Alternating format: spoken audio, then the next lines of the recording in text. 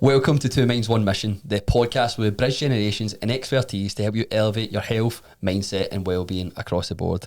Today we're here alongside our co-host Sharon Griffiths, but we also have a special guest in today's episode, Kerri-Ann. Kerri's on to speak about her personal story from owning salons to then selling them and moving into being a positive psychology business coach. She has some amazing insights for you to take away from this episode, an amazing perspective on life, and I'm sure you'll enjoy it, so tune in. So Kerri, welcome to the podcast, very first episode with a guest, Sharon, so it's exciting. We're actually finally getting somewhere with it. Everybody's been enjoying the episodes as well, so we've still had loads of positive feedback, and I feel like people are going to get bored of this, so obviously like I bring somebody on and bring some sparkle on. And Kerri was the first that we kind of had in mind. So Kerri, kind of from where we met then as such, because you came into my life probably about 3 weeks ago. Yes. And then we've been copied after, and now you're on the podcast. But it was such a strong connection from obviously the NLP thing, and I know we keep touching on this in the podcast, but it was a very powerful week. And you helped me through some hard times in there as well, with different emotions. So, but we'll just go kind of introduce yourself, in fact, because I've just kind of said you're Kerri and nobody knows who you are, so that's the podcast. So introduce yourself. Who are you? What do you do? Okay, I am Kerri. I am a positive psychology business coach. That's what I do these days. I've done lots and lots and lots up until this point. So really with my days, I just coach people. I coach people through their problems in life, through their business problems, and I try and let them see that their future is way brighter than what they normally think it is. Love it.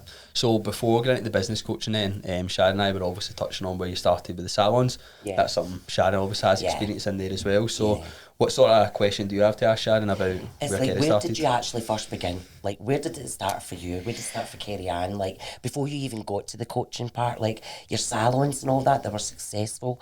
You had a school as well. You had the academy going, and and all that was successful. So, and then it changed, and you changed it into something else. And like, how did it begin for Kerri-Ann? Like, in the salon side of it? So it began back in. It began actually, I was a single mum with my daughter, who is now 22, and she was going to nursery, and I was like, I need to do something with my life. So she was only going to nursery for a couple hours a day, so I was like, right, I'll go to college and I can marry that up with the hours. I didn't have much childcare at the time, and I just picked beauty. I just picked it. I was like, okay, I'll just try that. It looks good. It looks good. And I went and actually really enjoyed it. So in the first year of college, I found a job in a spa. I then realised that I hated working for people, and I hated working in a spa. And the spa, they did things like that didn't really sit well with me, like refilling LMS bottles with different products and stuff like that. So we see a lot of that in the spas these days, unfortunately. So it didn't really sit well with me. I completed a couple of years at college. I went off on my own, and I was a bit of a all-round beauty therapist until I started getting business coaching. Right. And I invested in business coaching probably back in 2007. And I remember thinking it was £100 a month, because it was like this kind of group business coaching thing. And I remember thinking at the time, this is really expensive. Like £100 a month is really expensive. And I wasn't really sure about it, but I went for it anyway. And from that moment on, I learned how to market a business. And I learned that I needed to have a really clear goal of what I wanted, and it was also to niche as well. So I dropped everything. I just waxed, and then Peaches was born. So Did you find that when you were training in that's where you were best, your waxing, that was your niche? Well, funny story, I actually hated waxing. Did you? Waxing's actually the worst, isn't it? I hated it in college, and I hated it when I got it in, when I had the rooms in the back of hairdressers and stuff like that. And the reason that I got so quick at it was because I hated it. So I wanted the clients in and out. I wanted to get it over and done with. So then everybody started coming back to me because they were like, "You're rapid. you're rapid at this." So good. And like you get the hair off, like I need to come back. So like they started coming back, and I'm like, "Oh my god, I've made a road for not on back here." However, I just learned to love it, and I did more training in it, and I actually did then begin to really enjoy it, and it did become really rewarding, especially then, because I was like, I am going to be the fastest, best waxer in this country. You kind of set a goal there for yourself, didn't you? Totally. So yeah, so I did. I essentially did become that, and I mean, to this day, I am going to blow my own trumpet here. I am the best and fastest waxer there is. High five. High five. That was also something when we went on the course, and then was it Queen of Wax or something? Yeah, Aye, because somebody was like, they always introduced the coaches, and then somebody in the group that we're in was going, the Queen of Wax, and I'm like, what? So somebody Aye, recognised so somebody it. recognised her, somebody knew her. It was Queen of Wax. I didn't have a clue, and then found out about the salons and stuff. Yeah, That's fastest brilliant. Brazilian around. That's absolutely brilliant. So I just started that, and then actually throughout all that time though, the niching part and becoming a waxer and becoming a waxing salon, that was the turning point for me, and that was basically the catalyst for business starting to just explode. Yeah. Amazing. So from there then, the salons, I know you kind of said as well that you managed to scale them. So how many salons did you end up at one point? At the same time, 3. I've opened up 6 different salons. Wow. But at the same time, all running together as Peaches, there was Glasgow, Falkirk and Aberdeen. And that's when we were at the pinnacle of business. This was before COVID. And it was, I also then had a beauty school as well. So we had 3 in the beauty school. Yeah. And the one thing that we kind of said was different when we were talking about your salons and stuff as well, and you coming away from the salons, we'll touch on that in a wee minute, but the thing that you've done differently compared to other salons right now is we said there's a lot of bitching and clickiness in salons, a lot of people coming in talking to each other in that industry, talking about each other, and you said about the mystery shoppers that you're sending in. Yeah. So touch on them, because I think that's really valuable for a lot of people who maybe have a salon right now and are like, how can I get rid of this? This is a brilliant idea. So that was just one of the ideas. So I basically began to run the salons like a manager rather than being a waxer within the salons that I own. And one of the things that I did for quality control was the mystery shoppers. So we would contact brand new clients, and the girls all knew that we would do this, so it wasn't a secret as such. Mm-hmm. They just wouldn't know who it was at the time. So we'd see a new booking and we'd contact them and we'd be like, do you want to come in and do this quality assurance for us? Here's the questions that we're going to ask you. And if you can reply back to us within the week, then your next wax will be half price. And I mean, people loved it, because at the end of the day, people love giving their opinion. Yeah, definitely. And then when it's asked for, then they're like, absolutely, I'm going to give you it. Absolutely. So, but yeah, and it was just really good because the girls knew at some point in the month they would get a mystery shopper in, and they then just were switched on all the time, rather than just turning up for work and wishing the day away. So they just knew that we cared, they knew that the clients would care, they knew that it might be that one person, and it wasn't out of fear that they were switched on, it was just because we had that, you know, like that way of working, like we all care about everybody's happiness and the quality of this work that's going out, and we need to be the best. Code of conduct. Yeah. Isn't it? It's being the best in your profession, isn't Yeah. it? Yeah. What would you say is like the good, the bad, the ugly out on in the salons? What would be your like most favourite part about being in that business, and what would be your like the ugly part of it, would you say? I'm not going to like the too ugly, but I'll there are stories. There are always stories. That's a different podcast. Stories, this is a bit unfiltered, but I suppose that might But take not it to a new that level. unfiltered. So for the good part is that it's the community. I love this like community and creating that, and I loved the fact that I was a city centre salon initially, and up until just like a few months ago when I sold. But the city centre had loads of salons, but we had this really friendly salon that other salons owners would come to, and we just created friends in this little community within the industry. And that is a really good part of it, and it can be, like, it doesn't have to be that bitchy way that everybody thinks that it is. And it is, there is a side of it that is. And I would say that the ugly part is that. And also, when you're so busy and when you're so big, you're seeing so many clients, so many different people, and you're also having to staff that, and you don't always get it right. I've been really, really lucky with staff, but I've also been really unlucky with staff too.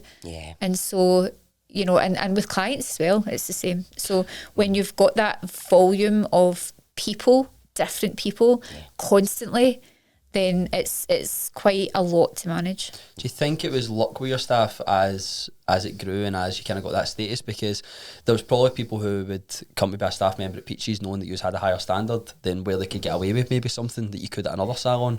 So was that through time of building Peaches as a brand, knowing what it's all about, and then them coming in and already being at a level that someone may not have been? Yeah, we had the kind of Peaches policy, so it was like right from the get-go, you would come in and you would learn everything about what we do and what we don't do, how we conduct ourselves, what's okay to talk about and what's not okay to talk about. You know, one of the things for me was I don't want anybody ever talking about any other salons to any clients, or you know, don't talk about any clients, like, you know. So there was lots of rules in place, but it wasn't like really strict either. We had loads of fun.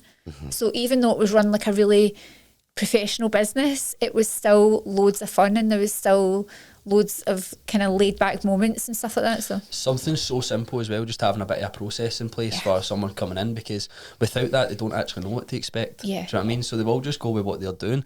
We do it with our clients as well, for when they come into crew coaching, where they have an onboarding process and they get what I expect from them, and what they should expect from me and each other for that level. That's really important, I think. And the thing is as well, at the top end of it, at the business owner part of it, it all comes down to systems and policies and procedures. That's what it comes down to. Like, if you don't systemize your business, then it's like you're just taking a scattergun approach to, you know, the next month. Do you know, I get surprised at how many business owners have got to where they've got to without the systems, but then they're an absolute mess. So it's important. The transition then from being Peaches, you've covered quite a bit there with that. What brought you from being the person who was known as owning the salons and being the wax queen to going, right, no, I'm going to go in another lane here and I'm going to be Kerri, who's the business owner, and going to a part of coaching? What was the transition? How did that change come? It was a little bit natural because, as I said, I was friends with a lot of other salon owners, and I used to naturally just coach them through conversation about what to do and like kind of sticky situations in their business. And then I was like, I'm going to actually do this. I feel like I can do this. I feel like everything that I've learned about business has got fuck all to do with salons, but it still applies to every small business, service business out there. So I'm going to share this. And at first it was all salon owners, so I was just helping salon owners, coaching salon owners to grow their businesses. And in 2018 I went on a bit of a self-discovery journey, if you like, because I had got all my salons in the training academy to a place where I didn't need to be there. Like, I had management staff in there, I had educators, I had waxers, and I really didn't need to be there. So I then, as I say, went on this journey of self-discovery, did my yoga teacher training, NLP. Like, I did such deep diving and coaching and helping others and mentoring just kept coming up for me. It's me being soul-led, if you like. That's why I do what I do, and that's why I transitioned into that. Good. Like, a lot of people think you like the quote that you're a nail gal, but you're not really, are you? No. You're not. You really are quite soulful that way, and like, you're into hill walking and things, and you're into getting the boots on and climbing the mountains and things. And Like, but people would look at you and say, oh, she's in the beauty industry, you're a nail type of gal. But when you really look at it and deeper, you're not that type of gal. Also, when you look closer, you've got broken nails and stuff like that. Like, I'm not really. Yeah. But yeah, you're into like other things, you're more spiritual and you do climb those hills. Do you know what I mean?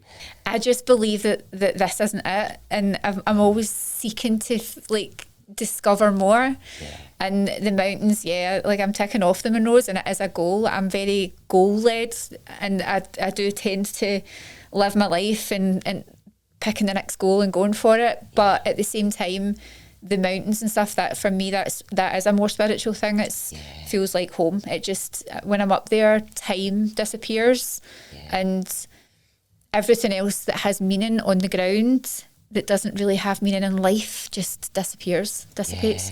Yeah. Is there a connection why you go hill walking? I mean, when I was a baby, my mum and dad took me to like Glencoe and things like that. So we've got photos of me and my dad's back in the mountains and on one of those like kind of baby carrier things. And it just feels like home. Yeah, it does. Like whenever I'm having a bad day, that will make it better. Yeah. Just being out in the hills will just make it better. So your parents actually did that for you and now it's I think actually they instilled did. in you. Yeah. That's an amazing thing Yeah. to have, to be honest. It's like my dad used to take me wild camping, me and my sister. He'd come back on a Friday night and he'd pack up the car and put a big mattress in at the back of the car and we'd just disappear and he'd eat fish overnight.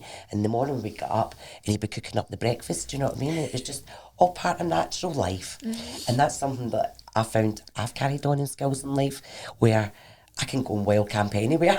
Do you know that way? I don't know. I'm a bit of a princess, man. I don't think I could go and live at a tent in a bag. Like, no. Honestly, I'd say I'd do it if I was going on the telly or something. See, if it was some sort of challenge, adventure thing. Yeah. But I want to go, that sounds like a great idea. Let's go and grab a tent, a sleeping bag and fuck off to somewhere beside a pond. That doesn't, I don't like it, but I'd love a big fancy lodge which is dead cosy and warm and go and climb a hill. Like, you just done it up Glencoe and it looked mint. Yeah, I'm a bit of a hybrid hiker. I love nature, but I don't love it that much to stay out in it. So like, I'll go up the mountains, I'll have my moments. Yeah. I'll ground myself and then I'll go back to a beautiful hotel. Yeah, Sharon, you're on your own, I'm sorry. So the wild camping, I'm not there. Me and G did it in a thunderstorm one time down in Tindrum and I mean like the tent was blowing like this and G's like, do you think we're alright? And I'm you're okay love, don't worry. Do you know what I mean? Get the laptop out, earphones and watch a movie. I would have been on Airbnb, fuck this. Parents are like, you sure you don't want to drive home? We're okay, we're alright. Nah, that's not me. You need your blow dryer for your hair. Hair dryer? That's key, man. That's key.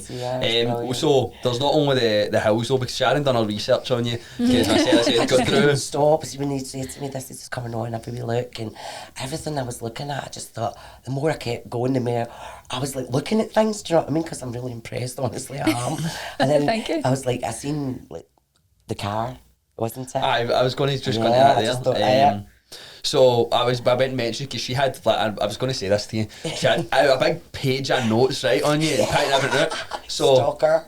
So I looked through it all and the one thing that was missing, I went to cars. I went, Sharon, you fucked it. Yeah. I went, you've no mentioned the cars in there. And it took me a second and I was like, I remember the cars because it was in front of a beautiful picture, the hills. Yeah. And then I just thought, how did I miss that? How did I miss that? Yeah, the cars are special to me. I've just been brought up around cars. Like, if my dad has always been into them. I was the oldest, and I just remember my dad went from being. I had a great childhood. I grew up in a country park. My dad was a ranger, and I had all these mad animals like with wolves and Arctic foxes and stuff like that. It was great. But when we moved out of there, my dad became a car salesman. But he did always love cars even before that. So he always had like something, like a project car or whatever. But I am also a petrol head. So yes, I do love my cars. And I've got my car group and stuff like that. I've got a car club and stuff that that me and my daughter have got. So explain, tell me. I love it. So the car club, me and my daughter started the car club 2 years ago, and it grew before I mean, it grew to, I think it's like over 5,000 members now. Wow. And we didn't really plan for it to do anything other than maybe a few meets and drives. Yeah. But we have now been told on many occasions that we are the nicest car club that anybody's ever went to meets about. So we just, we host like meets, drives, like the drive that you'll have seen the photo. Yeah. We'll go big drives through the mountains and stuff, and we've got a big convoy of cars, and it's, again, community. That's absolutely amazing. It's like the first time I've ever even heard of things like that, to be honest with you. I'm like, wow. We need a full new podcast for the cars. No. She's going forever. We've spoken about pictures in, I need to see them. But it's Japanese cars in it, so for in case anybody wants to join the car club, then JDM Scotland. JDM Scotland. Yeah, it's Japanese cars that we have a passion about, but we do love all cars. Yeah. Love that. Love it. So it was for salons, there was mountains, there's cars. Your dad had a big influence in that side of things. Yeah. And then obviously your coaching. So you've actually had, tell Sharon in fact about the park ranger thing. There was a park and I couldn't remember the park that you said. Pallisrigg. So Pallisrigg Country Park. Right. So Pallisrigg Country Park is in Cumbernauld, and back in the day, in the 80s, back in the day, it was a country park with these animals with lynx cats. We had the last 2 captive wolves in Scotland. Yeah. I even remember their names. And we had Arctic foxes. And I basically used to go out. I've got these memories of going out with my dad, because he was a park ranger and we lived there.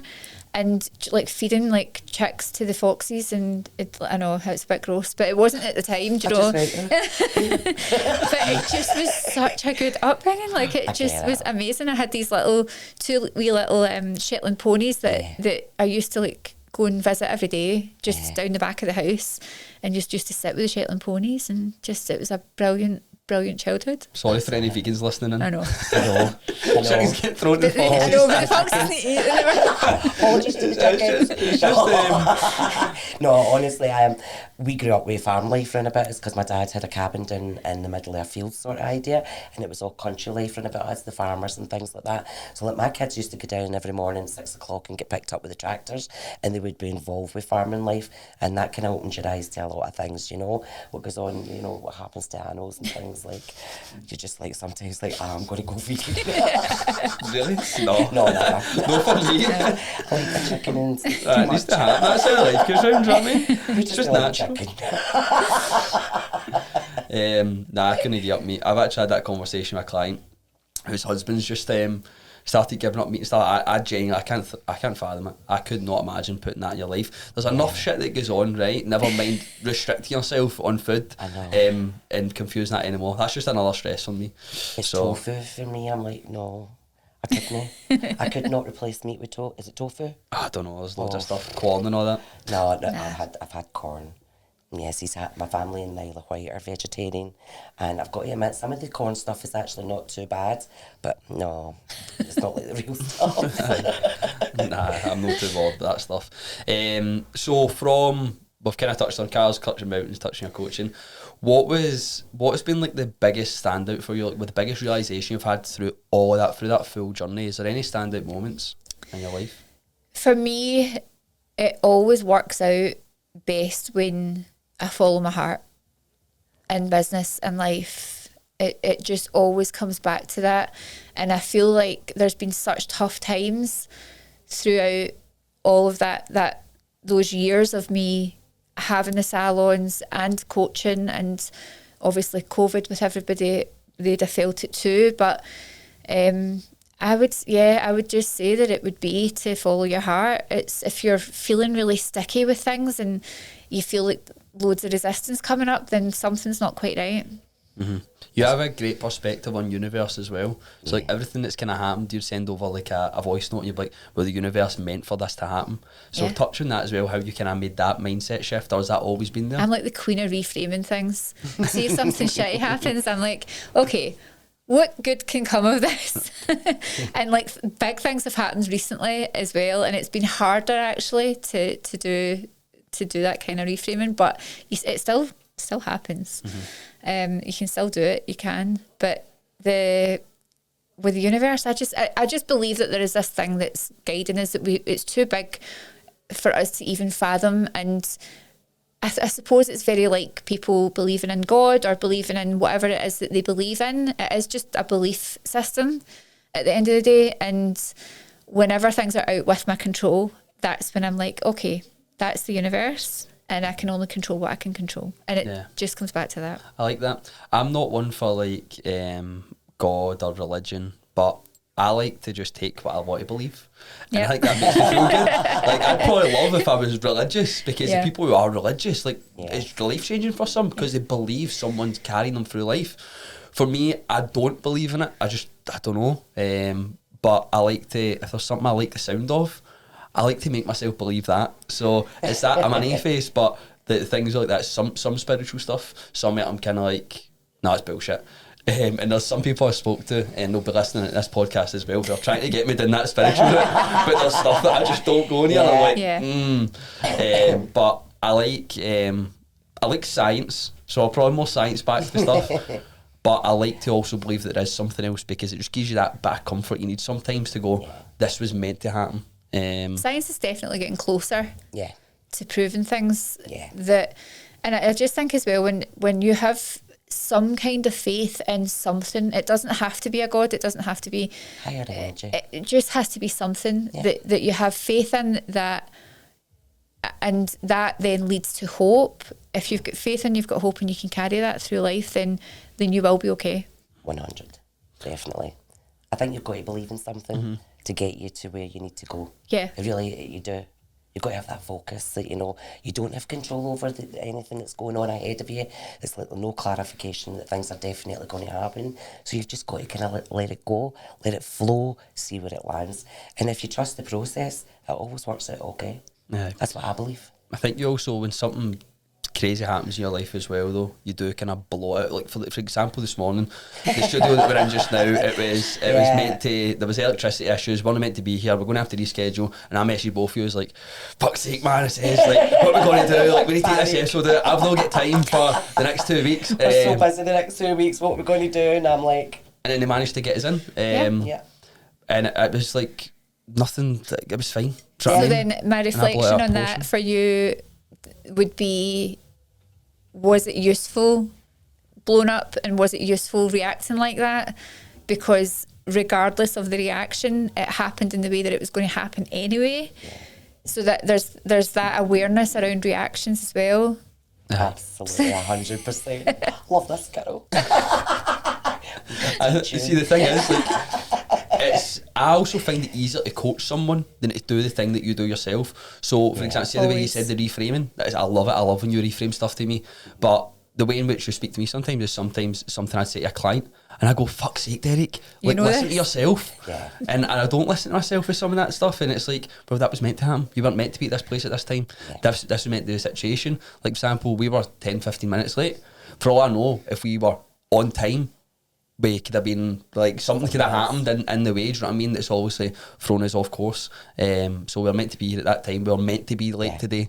And I think when you can take that point in life, you stop getting so bothered, because it's minute. Yeah, I think that's a really nice way to look at things, and I do pull myself back to that all the time. Do you know, like, if I do find myself getting frustrated that I'm late, and I'm just kind of like, whenever you remind yourself that you're exactly where you need to be, and that quote, all quotes, do you know, like, you're exactly where you need to be, trust the process, all quotes like that, they sound cliche, and they are cliche, but they are also really true. There's a reason that they're cliche, and it's because they are true, and you are exactly where you're meant to be. So when you can settle into that, then the reactions start to settle as well, and actually your whole nervous system benefits from it, your whole body, your everything, your essence just completely calms in a way that you will just go through your day with a lot more ease.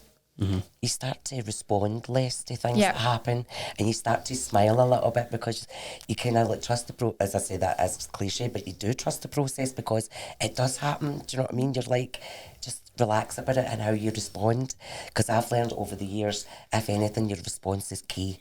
And if you respond in a way like you panic and things, you get angry, yeah, you will for a wee second maybe, but take it away and realise there's a pause for a reason. And it's something that you need to learn, something that's going to happen, but always trust it, to always work it. Doesn't matter what's going to happen, it always kind of works out. And when it does work out, us looking back and going, right, we ran late here and things like that, but that was for a reason that we ran late. And everything's all just worked out. Do you know that way? It's just like, it's still working out.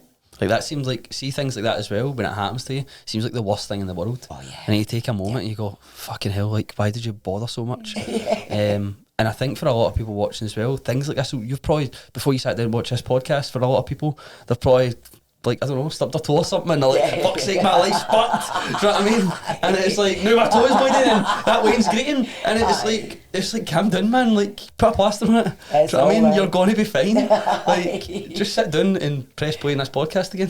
That's it. Play. Listen. So, as in, it's, you see the things you're saying there about it being cliche and all these sort of statements. Yeah. You see loads of people share it on Facebook. Sometimes, oh god, it's a bit cringe, but they're saying that said that much because there is truth in it. Do you know what I mean? Yeah. And it's a shame. I think that it's a shame that you do hear it that often. There's such good things. The access to information that we have with social media, with the internet, everything is a really good thing. But also, it's then created this blindness to likes of that, like quotes like that, and it can feel a bit cringe and it can be a bit cliche, but when you dig into it a little bit more and you actually dig into what it means for you, what does it mean for you to be exactly where you need to be, do you know? And when you start to dig into it a little bit deeper, you do start to find the meaning again, rather than it just being a quote that's overshared time and time again. Yeah, 100%. And to really lead this into a coaching standpoint as well, when people are in this position where they're hanging on to that hope, this is a point where they feel as if they need to step away from coaching, or they need to step away because that's too much pressure in their life, and they get caught up in like thinking that being coached is having to do more, when actually it's probably you having clarity on to do less and what you need to focus on. Because see that point in time where you're in a very shit position, loads of shit stuff's happened in your life, life's falling apart, like family members might bail, or you've got something on, or you've just lost your job, people are like, oh my god, I've got all this going on just now, I just need a bit of time away. And sometimes, no, that's not what you need. You actually just need to sit down, write all your thoughts on a piece of paper and go, where am I actually at here? What do I need? Do I need to communicate and get some clarity? And it's not, that's actually a time where you should dive into coaching. That's what I've done, and that's why I'm always so strong in it, because that's what helps. Like, if someone's business was absolutely thriving, they're not going to reach out and go, Kerri, I'm doing really good, can you come and be good with me? It's going to be like, they're going to go, by the way, I feel like I'm fucked, I feel like I'm going to leave the industry, I don't know what to do here, I don't even know who I am, I'm just going to leave this, I'm going to go and get a 9 to 5 because that's easier. And then that's when you come in and you help them through a shit situation. But someone isn't going to come to me and go, Derek, I'm fucking super motivated, man, like, let's just be my pal. And they're going to come and go, I've just had a shit time, I've been stuck in this position for 10-15 years, I can't find a way out of it, I'm really getting my bad mental health now. And then we take them at that point, and then you can get better from it. People who are on the path and their North Star is in front of them and they're going for it, they're more receptive to doing things, to changing things, to making the decisions that are the best decisions. And when you are on your arse and you are at your lowest, it's really good if you have asked for help, but it's really, really fucking hard to ask for help when you're at your lowest. Yeah. So that's the struggle that we've got as coaches, is to get the message out there that there is, that we are there to kind of help shine the light and let them find the path to their goals or their North Star, or just find a little bit of clarity, as you say. But it's really hard for people to ask for help, isn't it? When they're on their arse. It's like everybody's journey is different as well, and like a lot of people, as you say, they don't know how to ask sometimes. Even when it's staring them straight in the face, sometimes they don't know how to put their hand out and just say, help please. Do you know what I mean? Because everybody's journey is different in how they get to certain points, isn't it? It's a confidence thing as well. If you think about, I don't know about you guys in school and stuff like that, but have you ever been in a kind of, for me it was a classroom situation, I'd always be really scared to put my hand up and ask for, like, oh, I don't understand, because you would be terrified. And I think that then continues on, like things like that continue on. So sometimes it's confidence, but not the confidence that you first think of. It's confidence in your ability. Yeah. So if somebody doesn't have confidence in their own ability, or they don't believe in themselves, then they might not ask for help because of those limiting beliefs and those that low confidence. Drop me ego. My wee sister's Yeah. terrible for it. Like, she'll come home from school, or she'll be studying for something. She'll go, oh, I don't know, because I didn't listen in class. Not that she didn't probably listen in class, but see if she gets stuck at something, she went up, put her hand up and went, by the way, I need a bit of help here, and coach me through it. And that's the ones who are going to lose if you don't ask for the help. Because see the kids that are in class and they are asking for help and they're doing their work well, and then eventually get to a point where they don't need to ask for as much help, and then they compare themselves to them, and it's like, well, look at all the stuff they've done to get to that point. You've not even put your hand up and asked for that bit of help, so you are going to be stuck. You aren't going to know what you're doing, and it's just dropping ego and going, I need a bit of help. Can you help? Do you know what I mean? And try it. Just try it, or you're just going to sit stuck. Yeah. I agree. I'd like to just stop you there. If you're enjoying what you're hearing, please don't forget to hit that subscribe button and give us a 5-star rating. It's a huge help as we continue to grow this podcast. Thank you, and enjoy the rest of the episode. So from obviously the coaching standpoint, then what is, like, see for, or you're saying there, like, people with limiting beliefs, that's something you've touched on, where people maybe come in, they are going to leave industries, or they don't know who they are. From that point, what has been, like, one of the biggest client successes you've seen, or even not just a specific person, but what tends to be the route for them? So, I mean, I've had clients really succeed in their business and you know, like, tenfold their business, and it's been beautiful to watch. But the success comes for me because it doesn't always have a monetary value, but the success for me is somebody believing in themselves, and it's that reframe into, I think you quote this all the time, that can't to can. Like, it's they can't do this, and they want to, like, pull the plug, they want to walk away from it all, and then you just kind of help them through that sticky moment. And it might be a wee while. You know, I've had clients who have gone through this transition, but it's taken years, because it's a seesaw back and forward, and they'll have a little glimmer of it, and then they'll come back into their old mindset. But, do you know, kind of changing somebody's mindset, it doesn't take like 12 weeks. It doesn't take 10 weeks. It takes a long time, and it takes that repetition. But see, seeing the clients who have been with me for years, when you look at how they've been at the start to where they are now, I'm like, that is it. Like, that's the transformation. And I love that. See, when there is these points in the road where they have hit a low again, see when they get to that point, not at the end of their journey, but in a place where they have a lot of realisation, they then can coach themselves through a shit position again because they've had it. People come in and it's not going to be plain sailing. I tell everybody that. I said, you're going to have a shit time. You're going to have a week where you probably want to leave. And I'm going, but see, that point in time, that's the biggest fucking lesson you can have in 6 months' time, because seeing you feel like that again, you can go, by the way, see that thing I was thinking back then, that's what it is, and they don't need me to say it anymore. So it's so important to have lows. It's so important to feel as if you're at a point where you can't move forward, or you want to leave, or there's all these things that happen. And I feel like, for me, that's been a big realisation for me, that the shit stuff in life is the stuff that's actually good for you long term, and without that stuff, you'd probably be an arsehole. Yeah. I think as humans, we have to hit rock bottom for us to, unfortunately, you know, it's, as you say, it's not when you're high flying and you're doing really well that you then seek to better yourself, because everything seems good. And so when you hit rock bottom, that's unfortunately when you're like, right, I cannot take any more of this. I have to go and seek help.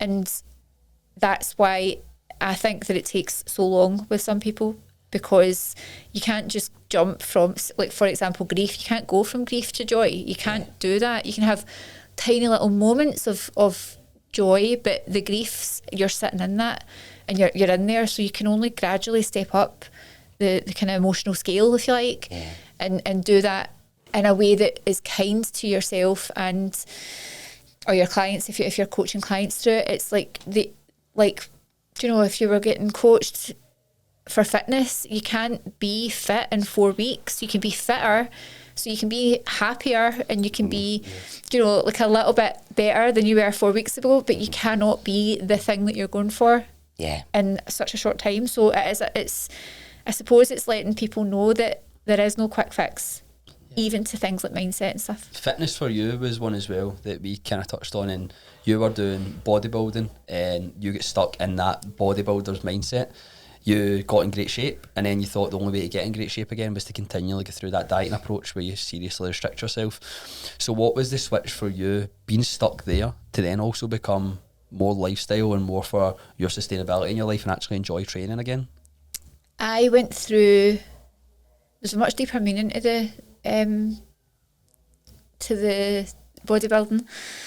I went through a phase where I kind of lost myself a bit, and now reflecting back on that time, I was just seeking validation. I was just seeking validation from wherever I could find it, and I was getting it in that industry in that moment, because, you know, you were dropping kilograms and you were getting abs, and I was competing and getting trophies, and it was all like, oh my God, you look amazing, and you look this and you look that. And that for me was what I thought. I mean, at the time, I didn't think I was seeking validation. I was just like, this is great, I'm going for it. And, you know, and people are like, that's so good, like, it's so hard. And I'm like, yeah, it is hard, but yeah, I can do this. But looking back, I'm like, fuck's sake. I just, you know, now I would never ever do it. And when I look at people doing it, I'm like, oh, it just makes me feel a wee bit sad, because I think that there might be a small percent, I might be saying this and it might piss people off here, but I think there's a small percentage of people who do it and don't have any issues. I think there's a bigger percentage of people who compete for physique because of bigger and deeper reasons than what they think it is. It's not to do with what they look like. Yeah. So they kind of focus into what they're doing, and it becomes like a competition to them, and it's like full on because there is deeper issues going on there. I think it's a way of masking. I think that they're using it as a way of masking. Do you think it's a way of controlling it as well, like being able to control yourself? There is a control element, and I did, at the time, I was very much out of control with a lot of other things that were happening. And so there is a control element. That is one part of it, is control. And you're controlling what you can control. So you can control your food, you can drop your weight. But yeah, that is what I believe in that. So I wouldn't ever go back to it. And it's a weird thing, because I feel proud that I did it, but I really have to force that. Like, I really have to force that pride, because I'm like, no, it is a good thing. Like, it is, and it was a hard thing to do, and I achieved something, but there's just this big dark cloud over all that time that does darken that for me, that reminds me today, which I'm grateful for, that it just wasn't, it's not what it seems on the outside. It was a powerful thing for you at the time, even though whether it be good, bad, it's also made you into what you are today, sort of thing. Do you know what I mean? So even though it's a bad experience that maybe you had at that time, and as a girl, I'll probably get it a wee bit better. No offence to Luke, but girls really do suffer when it comes to that, when they look at themselves, to be quite the honest. validation thing, you hit the nail on the head with. And the affirmation, getting that affirmation and things. So, but you did achieve something. You did, and you should be proud of yourself and what you've achieved, because it's certainly brought you to where you are today, my wee darling. But it's like, with that as well, it's like you obviously achieved the physique that you wanted at that time, or what you thought you needed, but through that process of training and being, like, you built the resilience through a different approach, which then you can then relay into a business standpoint. So there'll be things in there that you still carry with you from the bodybuilding days.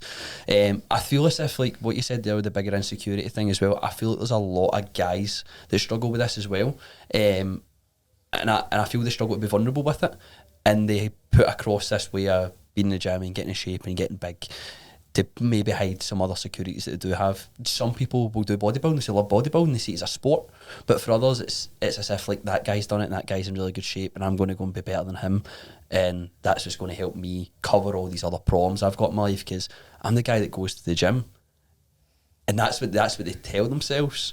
But the guy behind that, the guy that goes to the gym, is like the guy who's boom, boom, boom, boom, and the list goes on and on and on and on and on. From Well, you've said now that you would never go back to bodybuilding and you would never go back down that route. I wouldn't even go on a diet now. Aye. But what, like, you must have hit a point where, because see when you're in that world, you think that's the best thing ever. So what was the point where you actually realised, going, fuck, like these years I've spent here, like now I can't do this anymore? So I was on stage, the last competition, and I had been losing my hair, I lost my period, all the things that you do lose as a female. Yeah. I was on stage, and my family were there, friends were there, so I could hear them all screaming, and I had got called back up on stage. So you kind of do your parade thing, and then you all come back. Everybody had done it, and they were calling out the kind of top 10, I think it was, to come up. And basically it got to first, so they called third. They didn't call the top, they called like the top 10 back out, sorry, and then they called like kind of third one up on the stage, then second, and then there was a pause, and I was thinking, there's no way that I've got this because of what I'm about to tell you.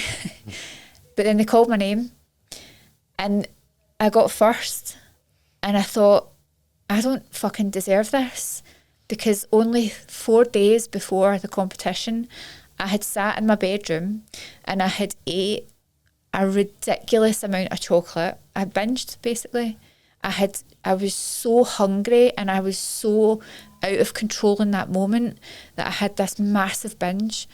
And I was like, it's okay, because this is meant to be a refeed day. So it was maybe like a few days before. It was like 4 or 5, however many days before it. And I was like, it's fine, because my weight's going to go up anyway, because it's a refeed day, but he'll not know what I've eaten, and I'll just take pictures like the next day. And I was trying to control how I was going to do this check-in. And then I just never ate like properly for the rest of the week. But when they called first, I was like, I don't deserve this. Yeah. So there was not even that elation to, I've done it. I've did it, like this is it, like I've got to where I wanted to be, because I was only going back up on stage to get first. Yeah. I was like, you know, the first time I came 5th, then I came 3rd, so I was getting there, and I went there to get first, and then when I did, I was like, this shouldn't, these girls have probably not done what I've done, they look better than me, in my head they did, and I get called up. And so even at that point, and I've never actually told anybody that, so now everybody knows. That's guys, this podcast, we say stuff on here. That is well done. It's massive for this sort of thing, like we do reveal. It was a moment. It was definitely a moment for me of realisation as to, like, this is done. This is it now. That'll do something for you, just saying that out loud, because if you've never said it before. I've never said that before. Feel a weight off your shoulders. Yeah. even if you don't think about it anymore, it's still been in there. Do you know what I mean? Never told anyone that story. So it was cream eggs, by the way. Love a cream egg. Yeah. You just skipped the bit. I mean, I don't even know. I think it's in some mad trance. One after the other. Aye. So would you say that's the same? See how setting that goal to get first and keep going back for it, you finally got it. Is that the same as someone maybe setting a monetary figure they want to hit, and then they get it and they go, fuck, that's not actually what I wanted? So this is what I actually coach quite a lot, because people think they want a number, but when they even get close to the number or get the number, they're like, no, this isn't it. So it's obviously good in business to have monetary goals, and it's really good to have monetary goals that you can hit and then move on from, because it's really rewarding for yourself as well as a business owner. There's no point in putting this like £1 million goal if you're taking £1,000 a month. Like, you'll get there, you can get there, it is possible, but for you to jump from that like 12 grand to £1 million, it's not going to happen like soon. But I do think it's important to have monetary goals, but I don't think it's the be all and end all. Would you say it's like what they think they want and what they actually need is two different things? Yeah. Like, my question for everybody is, what does success look like for you? Yeah. Because it's, and then I go deeper and deeper and deeper. Do you know, they'll tell me an answer and I'll be like, and what else? Mm-hmm. And what else? And do you know what? 9 times out of 10, it comes back to, I want to do what I want with my time, and I don't want to have to worry about money. And the important thing there is for you, because what does success look like and what does success look like for you are two different things. Yeah. Because let's just put it in there, like, it's always so easy to put it in a dying perspective when people want to lose weight, right? I know it relates into everything, but for some people, they'll see someone like success for them is when they hit this certain weight, and that's how they're going to feel, and that's what they're aiming for. And when they come in and say, oh, I just want to lose this amount of weight, I'm like, no, you don't. And it's hard to tell them that, because like, once I have this, I'll be happy. And it's not, once you have that, you won't be happy, because there's this and this. They shortly come in and realise, oh fuck, that is what I needed. I actually just needed to know who I was and what I wanted in life. And then the success look like for you thing is like time. Not necessarily for you, but asking that question is like, I want time, I want this, I want that. But then if you ask what the success look like, they'll go, hitting £1 million a year in the business, employing this amount of staff, like doing this, and it's like two different things, because it's not for them. It's like, let's follow the trend of people who have been successful. What the successful people have, first thing they go to is money. Do you know what I mean? And it's not like fulfillment, or it's not time freedom. It's like money. They've got money, they've got the car, they've got the house. I love that shit. It's something I want, but I know as of recent that it's not going to be the thing that's going to fulfill me. And that's two different things. I still want the suit, I still want the Lamborghini, I still want the big house, I still want the house abroad. I want that, but if by having that, not having fulfillment, it means fuck all. And I think that these things, these material things, are really good to have in your goals as well, because it's little micro moments of reward for your hard work. But when you're focusing on only having the Lamborghini and the driveway and the massive big fuck off house and a boat somewhere in the world, when that's all it is, then you get that. Then it's like, well, if you've not done the work on yourself, what next? Yeah. Like what? Because you could get a bigger boat, or you could get a more expensive Lamborghini. I wouldn't get a Lamborghini, but talk later about that. But you know, like what? That's not going to fulfill you, as you say. It doesn't. It brings you joy, little bits of joy, like for sure. Go deeper. You've got to go deeper. Yeah. You've got to go deeper. Because when you first start out thinking what you really want isn't exactly what you really want, and the more deeper you go, the more you actually begin to know yourself, and you get to like yourself. And that hurts people because they get uncomfortable, because that's not the thing I wanted to hear myself think. People don't like being uncomfortable, that's for sure, do you know what I mean? But they don't realise, you know, maybe that's the best place to be. What I used to, when I was growing up and I was thinking the money side of things, I seen the Lamborghini as being the materialistic thing, to go about and go, I've got a fucking Lamborghini.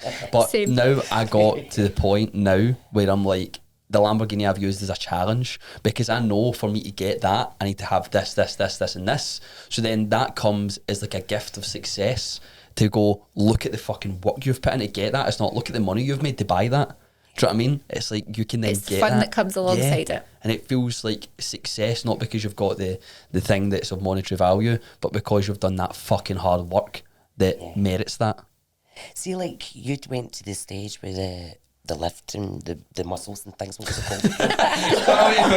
That'll relate to so many people listening. But this is alien. Weightlifting, what was it? It was a bikini competition, yeah. Bodybuilding, this and that. Yeah. Right, so you felt that way when you went to the stage there.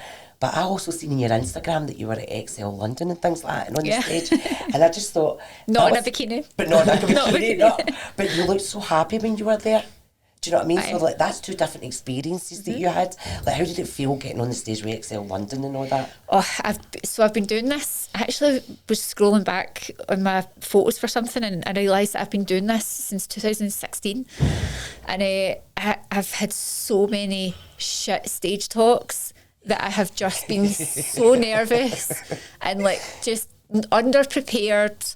And if my husband is going to listen to this, he'll be like, I fucking told you. Because he would always be like, just prepare, just write it all out. And I'm always like, nah, it's fine, I'll just wing it. Because it's kind of like me. But anyway, through the years, I have definitely got better. And now I just love it. I absolutely love it. Yeah. So the 100 faces looking at me, like, it doesn't faze me anymore. And I now know, you know, beforehand I'd be on stage and I'd be looking at everybody going, oh my God, they all look miserable. And then I get caught out because then I forget what I'm going to say. But now I'm like, no, they all look miserable because they're concentrating on me. They're concentrating on what I'm saying. That's just their concentration face. So So it's just, again, it's like that reframe. It's so powerful. And so I take the reframing with me always. But I love it. I just love it. Was it Steve that said it on Prac as well? And he said that there was a guy in the front row who was just pure staring at him with anger the full time, as if he was raging. And then at the end, they went up and shook his hand and went, that was brilliant, mate, cheers. Totally through him. It's just that concentration. Sometimes if I look someone, I'll pure like put my eyebrows down. And I'm like in concentration, I go, see, somebody seen me there? They must think I'm a pure banker. Growler, yeah. You're growling at them. So public speaking then, where did it start? What was your first opportunity? Where are you at now with it? It was professional beauty. It was, so like that's a big expo, and I became really good friends with, and still am very good friends with a male waxer down in London. He lives over in Derry now, Jack, and he was really keen. When we met, we just hit it off, and he was really keen to get me on board with like the wax brand that we used, and then Pro Beauty came along, and as soon as they started asking me, they just asked me back every year. So I've been doing it every year, and as I say, I love it. It's just got so much better, and my talks have obviously got better. What was it like the first time going on stage? Oh, I was a mess, total mess. Like, I forgot what I was going to say. I was rattling. Like, I was just like, this is just shit. And I actually said to them as well, I was like, I'm sorry, I don't think anybody got anything from that, but at least I've done it now that I can get better the next time. And actually people coming up to me like that, oh no, that was really brave, like really felt. So you pointed that out to people as well? Oh, I feel like as if I've done this and I've not, sorry if you didn't get anything for that, when people probably actually did. But you have yourself doubt as well, going, fuck, have I delivered enough? Did no one ever tell you, think of them naked? Well, I mean, I'd heard that, but I'm like distracted enough with everything else in my head, so I didn't do that. You'd be like, no. Somebody's told a great story about that before. I can't remember who it was. Oh, you need to remember. I can't remember. They've told a really good story. It was funny, but I don't know if it was a comic or something, like a comedy show. You're waiting as if I've got a story. I know, like, come on now, no, but I think he did say something in exact detail about, what would hers look like, do you know what I mean? But I'm going civil, right? But it was funny when he was telling it. Maybe not so much me, he'll just think I'm a crud cunt. Cool. Okay then. So right now then, we've actually covered a lot about your life. Where are you at now? Well, first of all, before that, I think the elephant in the room here is recent grief for us all. I know it's a touchy subject, but from myself and Sharon sharing in our first podcast, we've had some incredible messages. We've had amazing comments from people. They've reached out to us, said it's really helped them through tough times. We've got a great connection through that as well. That's probably what brought us together so close at the start. And for you, like, this is very recent for you, like a couple of months ago, losing your brother.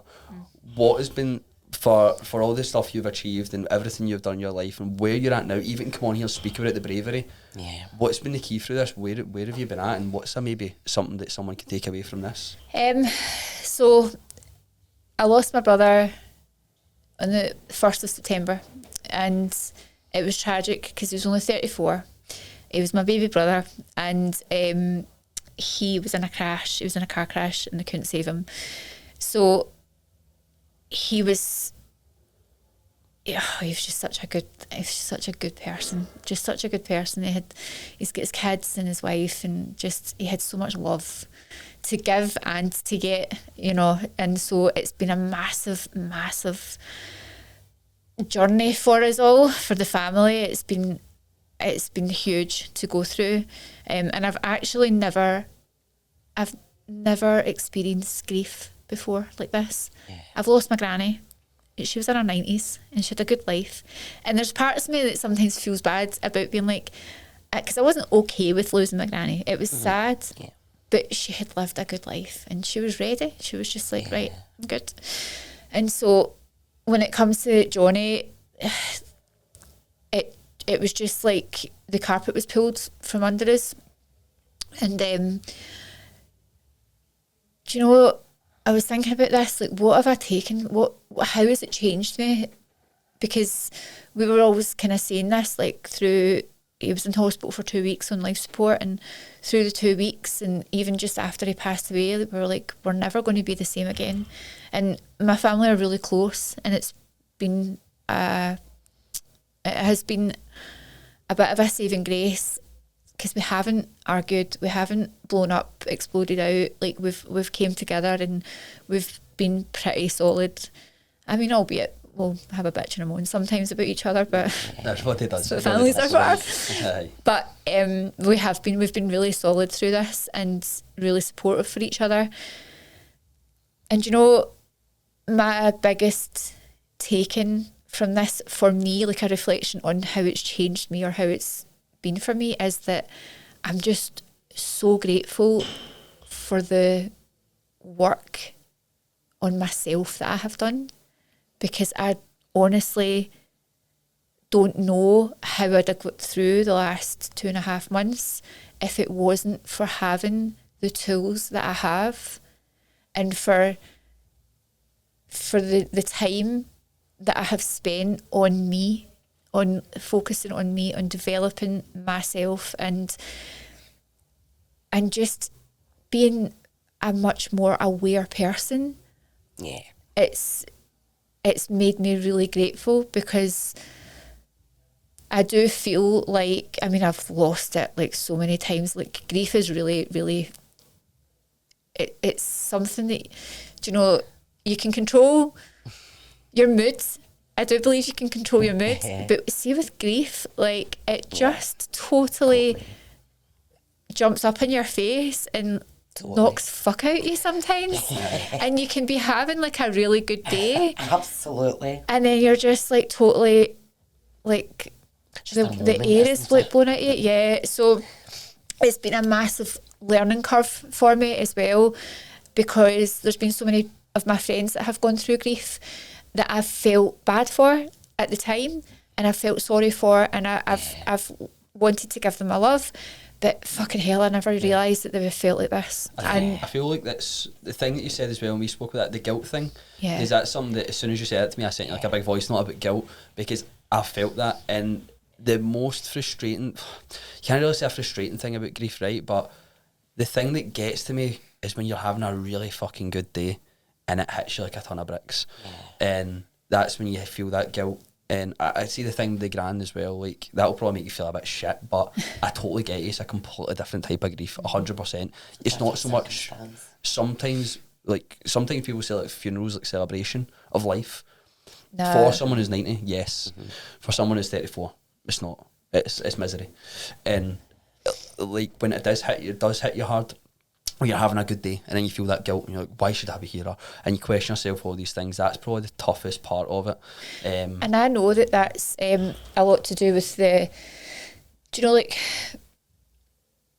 the what you attach meaning to as well. So I can be having a really good day, but then I'm like, oh no, I need to feel guilty, because then if I have a good day, that means that I'm not grieving. And at the start, it was really, really strong, that feeling of guilt when I was having a good day or did laugh. And then I'd be like, oh no, I can't. And then I'm thinking, why the fuck am I feeling guilty for having a laugh? And it was because of that. It's because I was attaching that meaning and thinking, if I laugh while I'm meant to be grieving, then this means that I'm not grieving. So I had to do the work to release that. And now I can have a good day and not feel bad about it. But there's not a night that goes by, there's not a morning that goes by where I don't go to sleep thinking about them or wake up thinking about them, or there's, you know, I need to pass the crash site every day, and there's not one single day that goes by yet. I know that it might come, but there's not one single day that goes by that I don't try and work out what happened, because we don't know what happened. And it's that human nature to need closure. We don't have that, and that is one of the hardest things as well. And actually, grief is so layered, especially if you've got a close family, because the grief that I feel for me is just one layer to it. Then there's the grief for my mum and dad, like losing their boy, and my sister and my other brother, and like it's my daughter who thought of our Uncle Johnny, like he was like a big brother to her as well. So there's so many layers to it, so many, and you've got to kind of navigate your way through it. But there's no way as well, which I've realised to move on, not move on from it, but there's no way to get through it other than literally sitting in it. Yeah. Just sitting in it. See, with the laughter thing as well, as soon as you have a laugh, it's like instantly you just cry after Yeah. it. Because that's like, fuck man, I'm a bad person. Like, I should be crying. Yeah. I should be crying. And it's all right to kind of have a laugh and a joke about it. Crying's good though. Crying releases cortisol. yeah. I just need to cry. And you get so stuck in your own head, and it's so unpredictable, and there is no way to grieve. You're like, someone's grieving could be laughing. Yeah. Like, there isn't, like, nobody's ever said grieving's for you to sit and cry and be locked yourself up in a Agree. room. So true. It's not. It's turning up to your work and maybe to stepping up for your desk and going a 5-minute walk and going, fuck, I just need to bring myself together here. That's grieving. Grieving could be getting out or meeting up with somebody with a coffee and laughing about times in the past. That's grieving. Doesn't mean that you're having a good laugh and you're reflecting on your happy life. It's not. It's just putting things into perspective. And grieving's also when the tears come when you're having a good day. Tears come when you're having a shit day. Tears come when you fall out with somebody, or it's just whatever it may be. It's grieving's everything. I feel like it's an extra, like grief is an extra layer of skin that you grow when somebody goes, that you literally have on you that you can't fucking exfoliate off. Like, you've just got this layer of skin that is just stuck to you, and you can get through life, but you know, like some days you might look more exfoliated than others. It's a really weird way to describe it. Business then. The grief exfoliator. Get that in your bio. Yeah. Absolutely. But is it just like you're just constantly carrying it, and the it's weird as a coach as well. So you're kind of, as a coach, you've almost got this thing where people look up to you, they look to you for advice, they want you to have your shit together. And with grief, I mean, I will admit this because the people in my membership, my coaching membership, they know anyway. But I did not have my shit together. I really didn't. And I was a hermit. Like I couldn't even sometimes get up out my bed in the morning. I couldn't even get myself ready. Like even just getting myself up and washed and just brushing my teeth was like an effort. So there was all of this that I was going through where normally I'm like a get up, get in the fucking ice bath and get on with your day kind of person, like that go. And I was the complete opposite. And there's actually an element of that stayed with me so far. And I know that it's still new because it's only been a couple of months. But I definitely think that this is the new me. It's like the slower me and the kinder to myself me, and actually that fast pace. It was getting me places, but I can still get there just a little bit slower. It's hard that to slow down. Aye. Because sometimes you want to go faster to kind of get that, like, not think so much. And it's when times are quiet, I totally get it. See, going to sleep at night when you've got that time to yourself. Yeah. See, when you wake up in the morning, you're standing the shower and it's just you. That's hard. When it was very recent with grief, maybe even the day after, a couple of days after, you go to tie your shoes, because that's a 5-10 second job where it's just you and it's just your shoe. That's fucking hard because you think of all sorts, and it's if like when you do something so simple like that, you just like, I'm still going about daily life here. I'm still getting myself ready. And it almost reminds you that you're actually living and they're not, and that's what's really fucking hard. But the time at night when you shut your eyes and you think is fucking brutal. I actually listen to rain sounds when I go to sleep now, and I was actually like, I actually thought it was just because I couldn't switch off at night. But now that I actually think, now that you've just said that, it's like I only started after my mum passed away that I started listening to rain sounds at night. And now that works because see, as soon as that's on and that's playing, I can't hear, or it's like dark noise sometimes I listen to as well.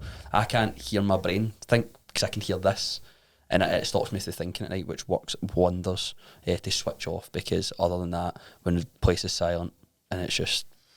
I think it's hard to be at one with yourself through this, because it is all that goes round in your head. But I'm the kind of person who tries to meditate daily, and at night I'll do yoga nidra before bed, which is a form of meditation, like a body scan type of, so it's not yoga poses, but I'll do yoga nidra at night, and then I'll try and do some kundalini meditation in the morning. And those are the two types of meditation that I just prefer, I like, and I resonate with the most. But you know, I would recommend that anybody going through grief tries to meditate, even if it's guided or rain sounds or something, because it is a form of meditation when that's the only thing you're focusing on. And yes, the person is going to come up in your head, the thoughts are going to come in your head, and that's okay. People think that when you meditate you have to have nothing in your head, but it's actually not. It's the act of sitting with yourself and nothing else. That's what it is. And that is, as you say, the hardest thing to do, but it's the best thing that you can do through grief, for me, in my opinion anyway, is to actually sit with yourself and stop fucking running away. Slowing life down. Stop running away for yourself. Well, someone said when you're looking outwards, you're dreaming, but if you look inwards, you start to awaken. And it is. It's like when you look in the way, you start questioning yourself, and you get more time, as you say, to sit in yourself and start learning about yourself, isn't it? Right, so you're starting to awake. You don't need to. It's like you don't need to know more. You just need to know yourself better. Yeah. And so many people don't know themselves at all, and they don't think about their own feelings, and they just think that's just life. This is just how I feel. And it's like there's a reason why you feel like that, and there's a way in which you can stop yourself feeling like that, to a certain extent, depending on the problem, of course. But I think like just slowing life down as well is so important. And when we're on the NLP course as well, the same thing that kept coming to me was like, going in a car, I don't know why I get the vision, but being in a car but going so fast that, say, how the trees turn blurry at the side of you and you don't see what's going on, and that's the vision I kept getting. And I asked myself, why is that vision I keep getting? And it was that I was going too fast and something was going to slow me down, and then something came along that slowed me down lately, and that's what's allowed me to see more, because now I can see my peripheral vision, which before was just a blur because I was just so focused on that thing. And I'm like, fuck, look at all this stuff I've just missed. Yeah. Look at all these bits of my life. Look at all these realisation perspectives. And when we went through one of the techniques, the car then slowed down. As the car slowed down, I started seeing the trees, started seeing cars. I started seeing, like, a bin at the side of the road, I started seeing a lamppost, I started seeing, like, a bit of rubbish. Like, there was loads of more things I seen. I went, everything, like, that little bit of rubbish sitting aside that road was something in my life that I've passed by and not dealt with. And that was what's so powerful. And I've only started realising that over the last sort of few days. I went, fuck, that car that was driving fast has slowed down. That's that problem. That's that lamppost. That lamppost was this thing in my life. It sounds fucked up, but it doesn't. I mean, it totally sounds woo-woo. He says he's not woo-woo, and then he comes out with that. I know. He's like, I don't believe in that scientific, and then he does that, and you're like, metaphor. But it's so true. Like, you have to slow down. You have to listen. You have to listen to the voice in your head. You have to look at the visualizations that you're getting. If you're a visual person, if you're getting visualizations, like, just accept them for what they are. And if you're getting thoughts in your head when you are meditating, that's okay too, because they will quieten the more you do it. Amazing. What's next for you then, to kind of wrap this up? Where, from all your life experience, where you're at now, get into the psychologist type, positive psychology, business coaching. What's next? What's next for that side of things? So, well, when I sold the businesses this year, it was actually just before Johnny's accident, and I sold them. This is divine timing for me, because I sold the salons, and I had I'm all about setting yourself up in life so that you can do what you want to do. That's, for me, that's success. And so, you know, you need to create a life that then offers you the time freedom, and obviously the support, the money support, you know, the financial support. Set yourself up a life where you can do what you want to do. And when Johnny had his accident, it was not long after I sold the salons, and that meaning of success to me was that it was like so important at that point. I didn't have to work, like, I didn't have to do anything. So he had his accident, and I was with him in the hospital every day. There wasn't a day that went by. And then when he passed away, I was allowed, I was able to sit in my grief. And I just know that if I had the business, or if I was working somewhere, that I would have had to have taken time off and asked for it. Like, that kind of life for me isn't that's someone else's life. Like, you're giving someone else, asking someone else permission to do the things that you want to do. And for me, that isn't success. So for me, success is giving yourself permission for exactly what you want to do. And that was really, really important. And when I had sold the salons, I was ready, raring to go with the positive psychology business coaching. I have a membership, and I just basically, I just want to coach. That's all I want to do, is just coach. And I was ready to go with it, and then that obviously pulled the rug out from under my feet. But then it made me realise that I had created this life where exactly what I wanted. It was exactly what I wanted. I was able to do exactly what I wanted to do, not ask anybody permission, and just sit in my grief. And now I feel strong enough that I can get back to coaching. So, and to answer your question, what's next is just to continue coaching and just continue bettering myself and developing myself so that I can then offer everything that I've learned to everybody that I coach, which is exactly what I do. So where can people find you then if they're at a point where they feel as if you could help them? Where can they reach out? Where can they ask you a question? How can they get started with you? Just shoot me a wee DM on Instagram. What's your Instagram? We'll pop the links below Yeah. of the video. Don't ask me what my handle is. I've no idea. I know that it's my name, but I don't know where the underscores are. Cool. We'll tag it below anyway. Yeah. If anybody wants to reach out, then they can reach out to you. But Absolutely, thanks so much for coming on and being our first guest. It's Thank been a you pleasure. so Thanks for much. having me. I'm in Thank love. Thank you so much for listening to today's episode. It's been a pleasure. As always, you can find us at the links below if you have any questions or if you'd like to reach out to myself, Sharon or Kerri. We'd be happy to answer any questions you may have. Please don't forget to leave a 5-star rating and subscribe to the podcast so you don't miss any future episodes. Leave a comment below, let us know your biggest takeaways, and until next time, see you soon.